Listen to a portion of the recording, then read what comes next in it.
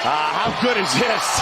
We're all familiar with the young up-and-coming phenom of Raul Rosas Jr., but before there was Rosas Jr., there was Sage Northcutt, a very young and talented fighter who signed with the UFC at just 19 years of age. With his flashy style, his uncanny physique, and that pretty boy look, he became an instant superstar in the UFC and was looking like the next big thing until he wasn't. What exactly happened to the young superstar that goes by the name of Super Sage Northcutt?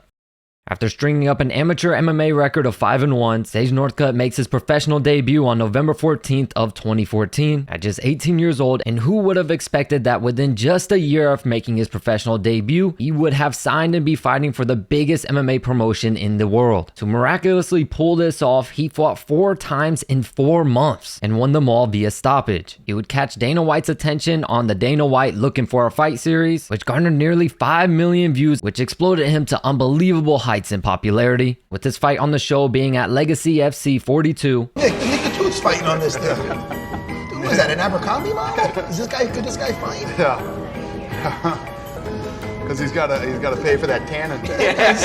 He had like board shorts on. He was all tanned up, and we were kind of making fun of the kid going into the fights. Outpost stance here on game 2. And high right round early from Northcutt.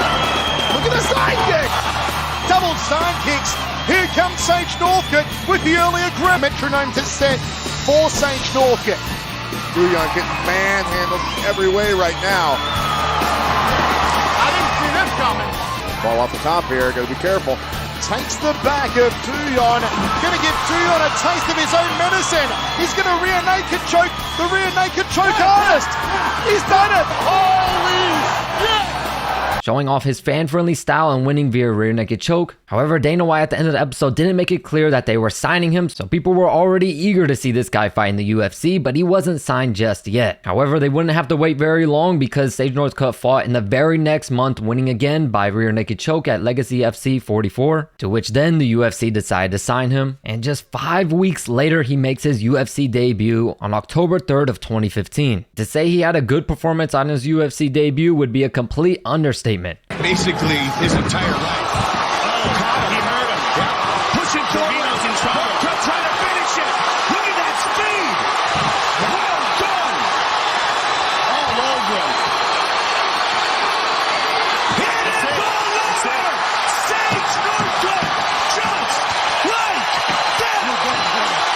Wow. He finished his opponent via TKO in under a minute, which just blew him up in popularity. He was also able to finish his next opponent via guillotine choke in the second round. With a record of 7-0 and a 100% finishing rate, there was no doubt this kid was the next big thing. However, he reached his first bump in the road up against future fan favorite fighter Brian Barberena, and he would lose this fight via arm triangle in the second round and take a 6-month break before returning back and winning a unanimous decision. During this time, another very young, hungry, up-and-coming fighter would be making a name for himself, and he goes by the name of Mickey Gall. So a matchup between these two young, talented prospects, of course, had the UFC media buzzing. Unfortunately, Northcutt also loses this fight via rear naked choke. So now with a record of 8-2 and losing 2 of his last 3 fights, Sage Northcutt decides to take a little bit of a step back and restart, and was able to win his next 3 bouts in the UFC. This is where he reaches a fork in the road because now he is an absolute superstar. Even though he's lost a couple times, he is a very big fan-friendly fighter with a fan-friendly style, someone who people will be clamoring to watch fight. So after fighting out his UFC contract, he will receive offers from many different fight organizations and ultimately decide to sign with One Championship, who at the time had signed fighters like Eddie Alvarez and Demetrius Mighty Mouse Johnson, and I'm sure they paid him a very hefty bag to turn away from the UFC. And in February of 2019, it was announced that Northcutt will make his promotional debut against Cosmo Alexander, a guy with a very extensive and successful career in Muay Thai and kickboxing, which put people on notice when he virally KO'd Sage Northcutt in 30 seconds. In there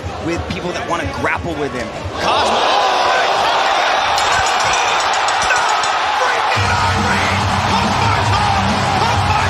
He laid waste to Sage Northcutt. Wow, what? Look at this right hand just comes over the top.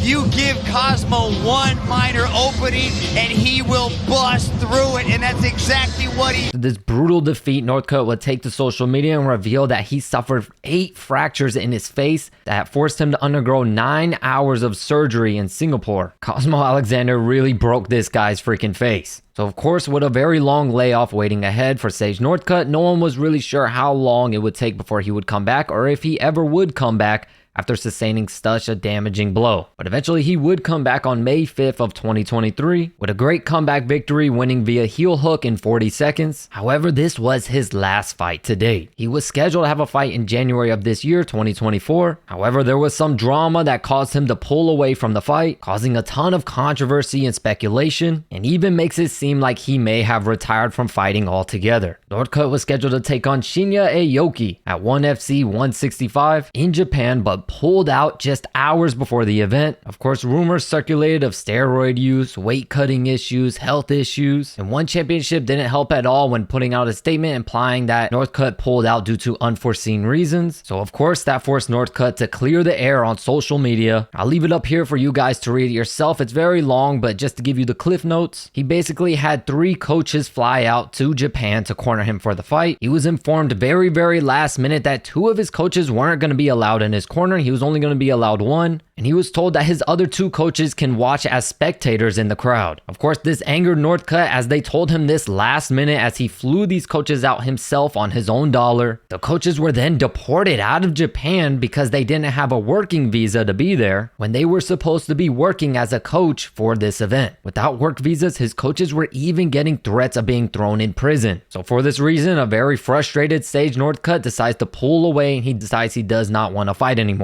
It appears a lot more went on behind the scenes that none of us were really aware about. It's been nearly 6 months since then, and Sage Northcutt on his social media has not posted a single thing about fighting or even about training in MMA for that matter. He's posted a lot about endorsement deals and sponsorships, but nothing about even training or preparing for a fight anytime soon. So did this drive Sage Northcutt into early retirement? Could he possibly be leaving one championship? Or is this just another small hiatus before making another return fight? I found this whole case very interesting, and I found it shocking to see where he's at now. It has me wondering if he'll actually ever step in that cage again. Of course, feel free to let me know your thoughts in the comments down below. As always, I thank you all so much for the support, and I'll catch you in the next video.